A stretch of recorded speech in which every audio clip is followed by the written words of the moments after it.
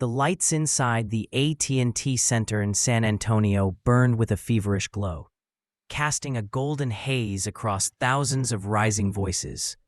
It was the opening contest of Knockout Kings 2, a night built on promise, bravado, and the unshakable belief that someone would fall. The crowd sensed it, the broadcasters sensed it, and deep within the walkout tunnels, the fighters certainly did. As the cameras swept across the ring, the tale of this match wrote itself in the atmosphere. Two unbeaten welterweights stepping onto the same track, destined to collide at full speed. First came the announcement. Ladies and gentlemen, here is the hard-hitting and undefeated Keith one-time Thurman. And the sound exploded from the rafters. Thurman, calm but coiled, moved toward the ring as if stepping into his natural habitat. Every stride told a story of years spent grinding in empty gyms, honing his punches under the guidance of Ben Getty, dreaming of nights like this.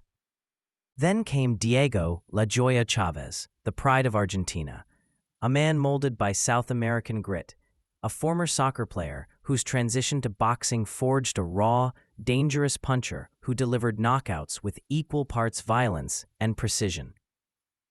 He walked with a stone-cold expression, a fighter whose face rarely betrayed emotion, no fear, no anxiety, just a quiet vow to break anything placed in front of him. When both men stood center ring, the tale sharpened. Identical records, identical ambitions, identical hunger. Two undefeated warriors in one of the sport's deepest divisions, each convinced the other was merely the next obstacle on the path to world glory. The bell rang, not just to start round one, but to ignite a rivalry built on pride, power, and the desire to prove whose right hand would end the night. The first round erupted with an energy that set the tone for everything to come. Thurman, planning to chin-check Chaves early, stepped in with sharp jabs and probing hooks. But instead of watching an opponent retreat or respect his power, Thurman found himself trading leather with a man who refused to blink. Chaves fired back instantly, a big right hand that whistled through the air and landed hard enough to draw a reaction from the crowd. It didn't hurt Thurman outright, but it sent a message. I didn't come here to be tested. I came here to match fire with fire. The round became a blur of hooks to the body, left hands over the top, and a tactical war hidden underneath the chaos. Thurman adjusted beautifully, countering a body shot with a crisp left hook that made Chaves take a half step back. Both men attacked not just the head, but the midsection, a violent chess match fought from rib to jaw. By round two, the pace didn't slow. Chaves let his hands go in sweeping arcs, digging the body in ways that made Thurman wince and pivot outward. Thurman answered with his own thunder, mixing movement with bursts of sharp combinations. But Chaves, after 308 days outside the ring, showed no rust. Instead, he looked reinvigorated, marching forward like a man who could smell vulnerability. The commentators noticed it. Thurman, though composed, was being forced into exchanges he didn't always want. The action became so fierce that even the analysts joked about which fighter had the better hairstyle, anything to momentarily escape the relentless pressure unfolding in front of them. When round three arrived, Chaves surged, pinning Thurman to the ropes and pounding away to the body, forcing the American to regroup and rely more on his underrated footwork.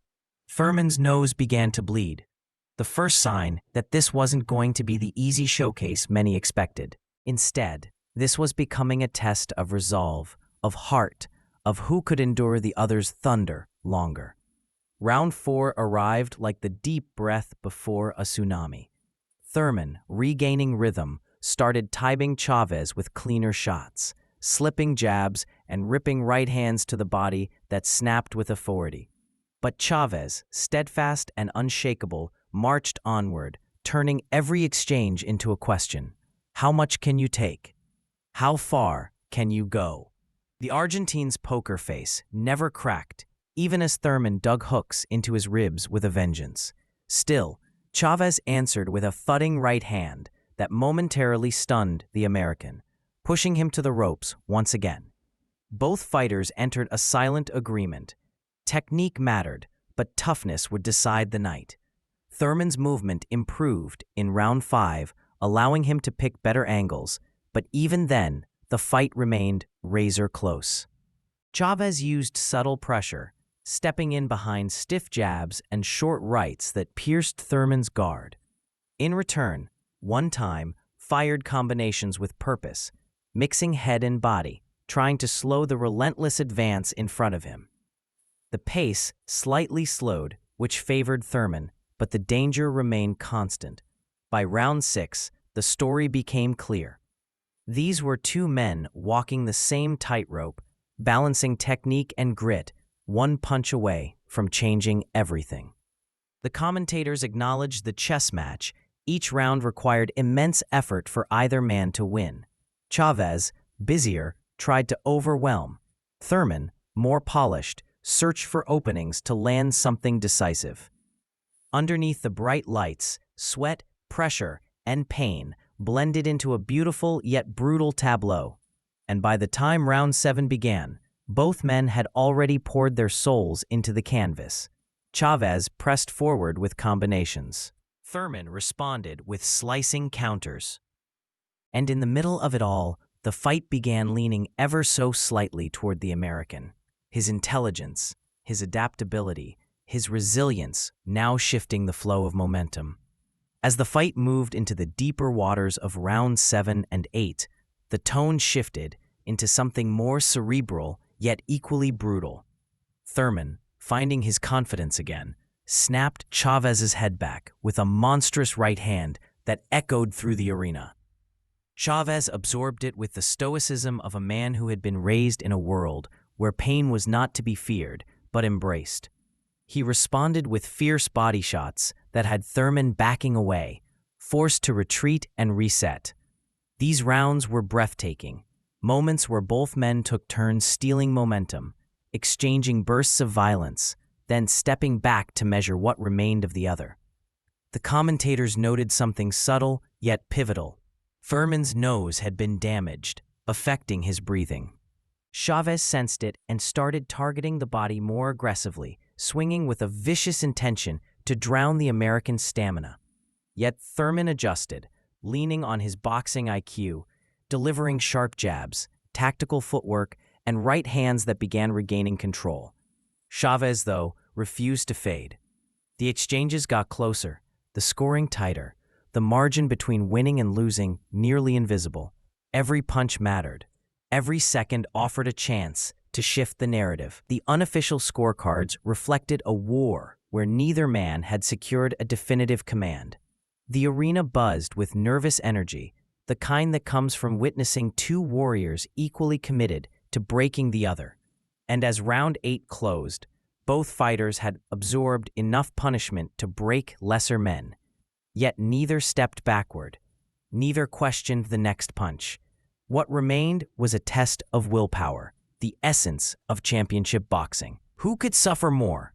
Who could keep standing in the face of exhaustion, fear, and physical destruction? Round 9 opened with renewed urgency. For the first time, cracks began to show in Chaves's armor. Thurman, sensing the shift, let his hands go, landing flush combinations that wobbled the Argentine. The fight tightened dramatically. Punch stats nearly identical. Effort matched blow for blow. The crowd sensed the tide turning, but they also knew Chaves was dangerous until the final bell. Then came the defining moment, the blow that separated this fight from every ordinary welterweight battle. Thurman stepped in, dipped to his left, and unleashed a brutal, perfectly placed left hook to the liver. The punch landed with a thump that cut through the noise of the arena, a sound unmistakable to anyone who has ever been fractured by a body shot. Chaves froze, then dropped to one knee, face contorted for the first time all night. The swarm of pain that floods the body from a liver shot is indescribable. It shuts everything down, no matter how tough, no matter how proud. The referee began the count, and the arena roared as Chaves struggled to rise. He did, barely, but the damage was done. His legs were shaky, his breathing labored, his aura of invincibility had cracked. Thurman walked to the neutral quarter with the coldness of a hunter who had finally found the opening he'd been waiting for. When the fight resumed, he attacked with a storm of punches, disciplined but merciless. Chaves tried to respond, but had nothing left to anchor himself. His body betrayed him. The Argentine wilted along the ropes, absorbing a barrage he could no longer withstand. And then, with a final right hand and crushing follow-up hook, Thurman sent him to the canvas for the second time. There was no getting up. The war was over. The pain had conquered the warrior. The referee waved it off at 28 seconds of round 10, sealing the fight with a definitive brutal punctuation mark. Keith one-time Thurman had done it. He had survived an undefeated powerhouse, walked through fire, adjusted, evolved, and delivered a championship-caliber finish. The crowd erupted into applause, not just for the knockout, but for the heart, resilience, and drama both men had delivered over 10 savage rounds. Chaves, though defeated, had earned respect in the way only true warriors do, by refusing to fall until his body had no more to give. His stoic face, for the first time, showed the weight of the war he had been through. Thurman, breathing deeply, raising his gloves, stood not just as the winner, but as a man transformed by battle. His journey with the late Ben Getty, the years of struggle and discipline, the dream of becoming a world champion, all of it converged into this moment as the ring announcer's voice boomed through the speakers. Ladies and gentlemen, we have the time of 28 seconds in round number 10. The winner, by way of knockout, and the new interim WBA welterweight world champion, Keith one-time Thurman. Thunderous applause washed over the ring. Thurman's eyes lifted toward the rafters, as if sending the victory upward to a mentor no longer alive to witness it. This fight was more than a knockout. It was a testament to willpower, to evolution, to the unforgiving beauty of boxing.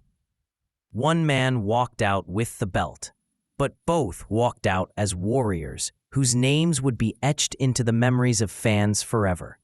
On this night in San Antonio, Keith Thurman didn't just win, he arrived, and Diego Chaves, though fallen, proved he belonged among the elite.